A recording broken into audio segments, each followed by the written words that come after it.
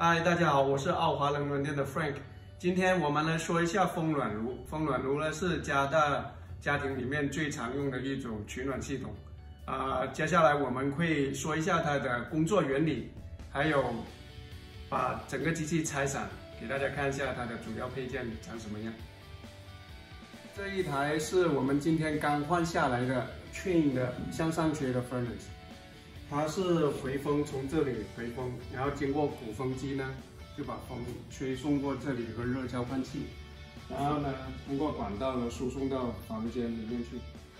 好，这台 furnace 主要分两部分呢，上面这一部分，我先把它拆开看一下，跟这里下一部分。 上面部分呢，主要是它的热交换器，还有这个鼓风马达，还有这些煤气。下半部分呢，就鼓风机，还有它的 control board， 就是它的控制板面。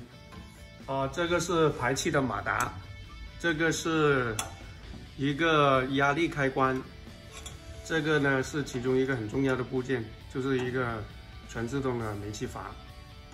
煤气阀里面这里一个呢。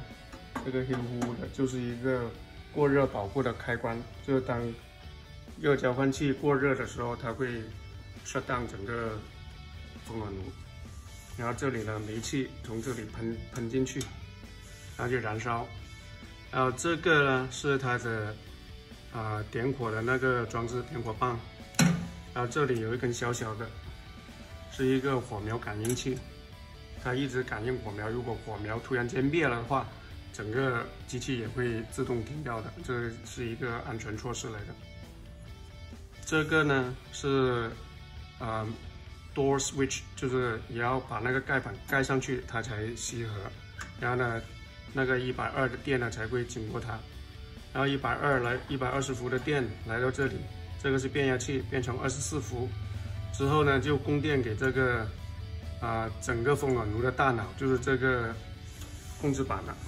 控制板呢，然后就根据它接受的不同的信号，就告诉其他的元件怎么操作。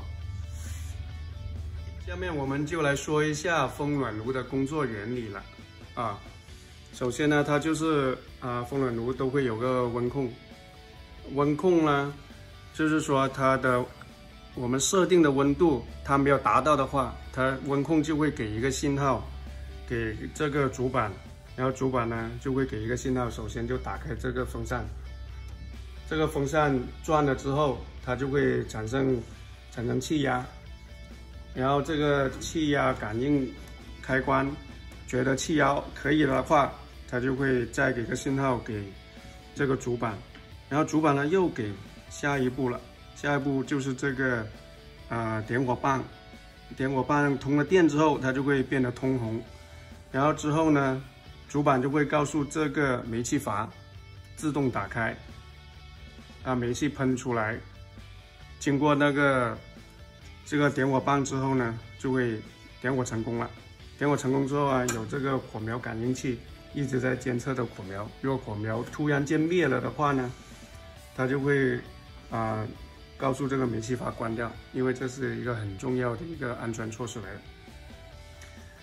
然后它如果没有其他情况的话，它就会继续工作。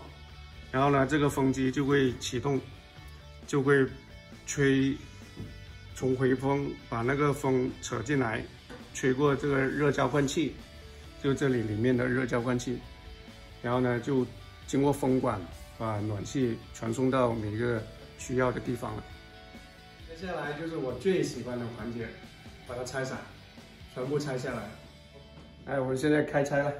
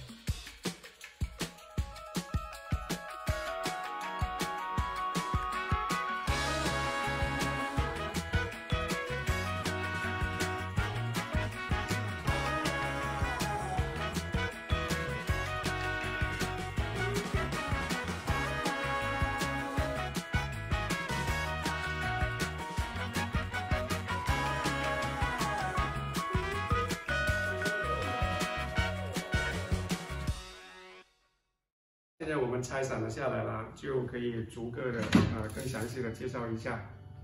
这个就是那个鼓风机的那个马达了 ，Draft Motor。它现在已经有点塞住了所以它不工作了。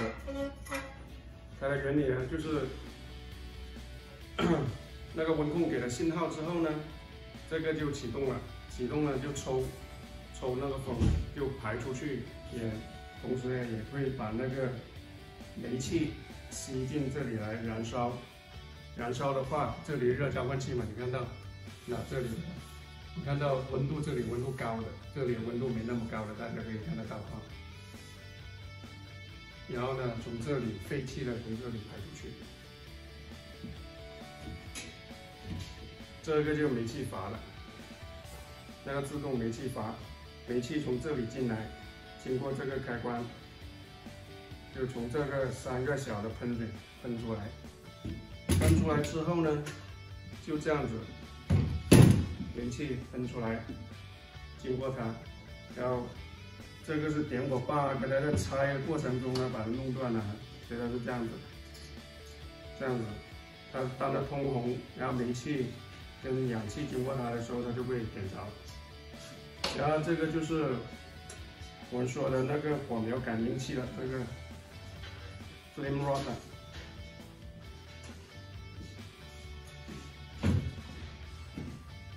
这个呢就是负压开关，就是它是感应这个马达产生那个负压，如果它有足够的负压，它就会把这个吸合，就给信号给这个主板。主板呢就是其实很简单，就一些电阻啊、一些 IC 啊，还有几个继电器啊什么的。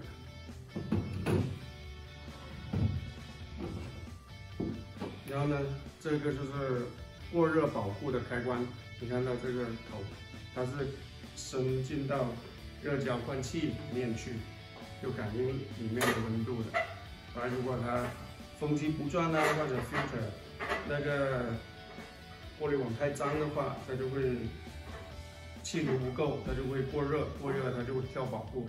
不然的话，它一直烧的话，这个热交换器会很容易就裂掉、废掉没用的。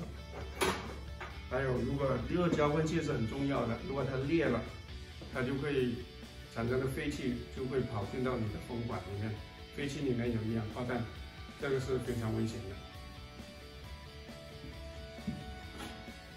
还有，基本上就是这么多了。这些有很多这些小元件的，这些也是那些过热保护来的。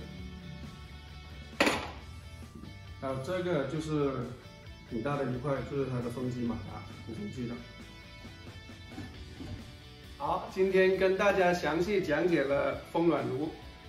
大家如果有什么疑问或者想看什么节目的话，欢迎在下面留言讨论。好，下次见。